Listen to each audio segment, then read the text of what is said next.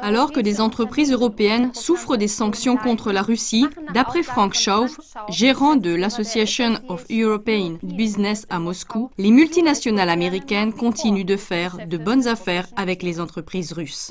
D'après des statistiques russes, les échanges de marchandises entre l'Amérique et la Russie ont augmenté de presque 6% en 2015, alors que les échanges avec les pays d'Europe ont baissé de presque 10%.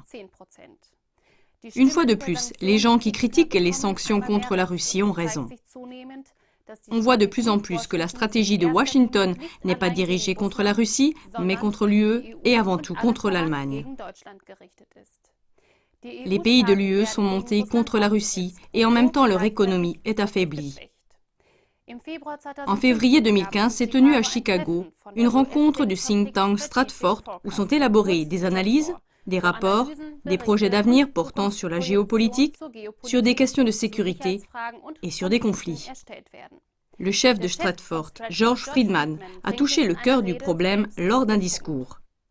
La peur ancestrale des USA est que le capital allemand et la technologie allemande se lient avec les matières premières russes et le potentiel de travail russe. Une combinaison exceptionnelle dont les USA ont une peur bleue depuis des siècles.